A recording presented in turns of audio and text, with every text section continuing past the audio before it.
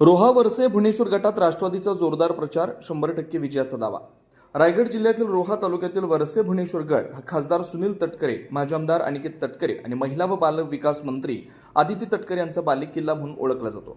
या बालेकिल्ल्यावर पुन्हा एकदा विजयाचा झेंडा फडकवण्यासाठी अजित पवार गटाच्या राष्ट्रवादी काँग्रेस पक्षाचे पदाधिकारी, कार्यकर्ते, महिला वर्ग मोठ्या संख्येने प्रचारात सामील झालेत. या भागात राष्ट्रवादी काँग्रेसची मजबूत मतदार संघटना आणि मोठी मतपेढी असल्याचा दावा पक्षाकडून करण्यात येतोय. वरसे भुवनेश्वर गट व गणातील सर्व उमेदवार 100% विजय होतील असा विश्वास अजित पवार राष्ट्रवादी काँग्रेसचे उपजिल्हाध्यक्ष मधुकर पाटील यांनी व्यक्त केला. दरम्यान जिल्हा परिषद उमेदवार मधुकर पाटील आणि पंचायत समिती उमेदवार सुरेश मगर यांनी पंचक्रोशीत झंझावाती दौरा सुरू ठेवला. या दौऱ्यात ते मतदारांच्या घरोघरी जाऊन संवाद साधतात, आपल्या उमेदवारीची पत्रकं वाटप करतात. प्रचार मोहिमेत पदाधिकारी, कार्यकर्ते आणि विशेषतः महिलांचा मोठा सहभाग दिसून येतोय. आमचा एकच वादा मधुकर दादा आणि सूरज मरगज काका, कारण त्यांनी आमच्यासाठी खरंच खूप केलं. हा दादाचा पाय दुखते तरी आम्ही पाय म्हणून दादा सोचवितोय आणि दादा आमच्यासाठी खरंच खूप करतात. मगच काका पण तेच आहे. त्याचा आमचा एकच वादा मधुकर पाटील काका आणि दादा. मी या भुवनेश्वर गटातले मधुशेठ पाटील आणि मी स्वतः पंचायत समितीचा उमेदवार म्हणून या गणातून भुवनेश्वर गणातून लढवत आहे.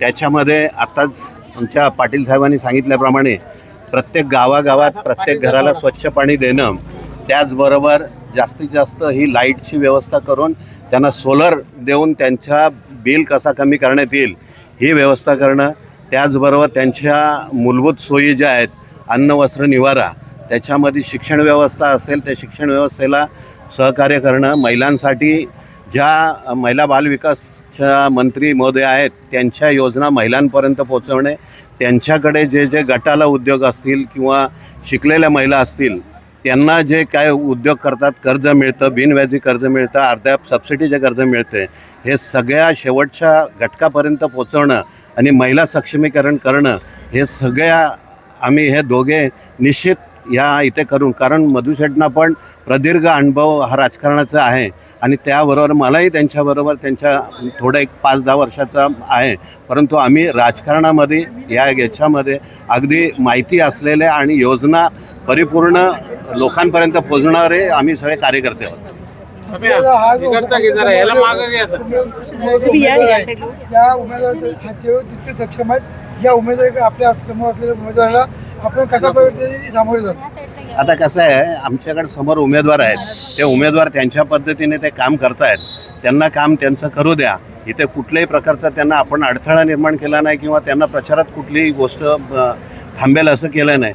आम्ही आमच्या पद्धतीने प्रचार करतो आहे आणि तो सगळ्या लोकांनी तो आम्हाला स्वीकारलेला आहे आणि लोकांनी उत्स्फूर्त प्रतिसाद दिलेला आहे. आणि तुम्ही पाहताय की आज शेकडोच्या संख्येने इथे रस्त्यावरती लोक बाहेर पडत आहेत, लोक आरती करतायत, लोक चहा पाण्याला बोलवत आहेत. याच्यातूनच आमचा विजय निश्चित आहे. आमच्या हक्काच्या माणसाला आम्ही मतदान करणार आहोत. आज आमच्या कुठच्याही 11th आवर कुठच्याही वेळेला जरी त्यांनी आम्ही आवाज दिला की दादा आम्हाला अमुक अमुक गोष्ट पाहिजे, ती गोष्ट त्यांनी साध्य करून आम्हाला दिलेली आहे. अशा व्यक्तीला आम्ही मतदान करणार आहोत आणि आमचा त्यांच्यावरती पूर्ण विश्वास असल्यामुळे आम्ही सर्वच जण घड्याळाला मतदान करणार आहोत.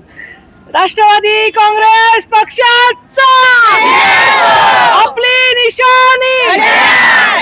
माननीय आमचे नेते, महाराष्ट्राचे नेते सुनीलजी तटकरे साहेब, आदितीताई तटकरे आणि अनिकेतभाई यांच्यामुळं हा भुवनेश्वर हा गट जो आहे हा राष्ट्रवादीचा बालेकिल्ला आहे.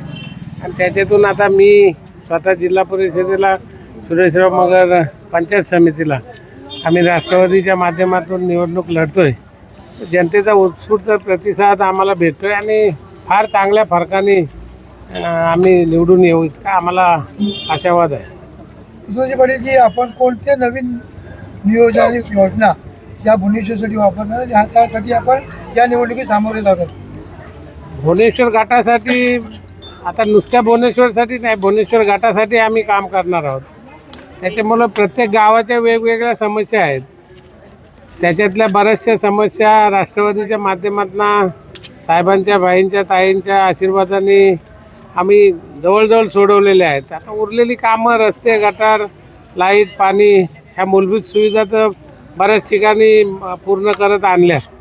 आता भविष्यामध्ये कचऱ्याचा प्रश्न आहे, सगळ्याच ग्रामपंचायतींना भेडसावता येतो, त्याच्याकडे लक्ष द्यायला पाहिजे. लाईटचा आहे थोडा, त्याच्यामध्ये लक्ष द्यायला पाहिजे.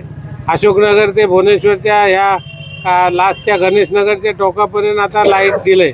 तशीच लाईट आता त्या उडवण्यापासून पिंगळसेपर्यंत अशी चांगल्या पद्धतीची लाईटची व्यवस्था करणं, कचऱ्याचा प्रश्न सोडवणं, पाणी पुरवठ्याच्या योजना बऱ्यापैकी झाल्यात.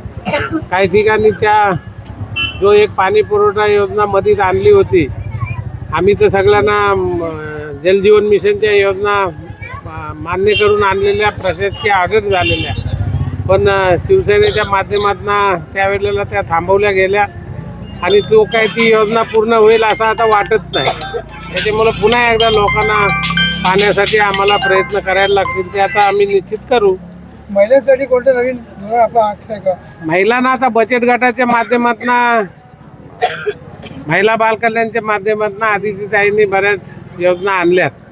महिलांना 1,500 रुपये महिना जो काय निधी आज दिला जातोय लाडकी बहीण योजनेचा, ती तर चालू राहील. पण आता बचत गटांना व्यवसाय कर्ज देणं, मुलांचे बचत गट निर्माण करून त्यांना व्यवसायाला कर्ज देणं, आणि हा पर्यटन जिल्हा म्हणून आज जो जाहीर होणार आहे त्याच्यामध्ये महिलांसाठी त्यांनी स्वतः उद्योग जे काय आता करायचे ठरवतील त्यांना चांगल्या पद्धतीने आम्ही दोघेजण मदत करू आणि त्यांचे प्रश्न बरेचसे हातावेगळे आम्ही करू.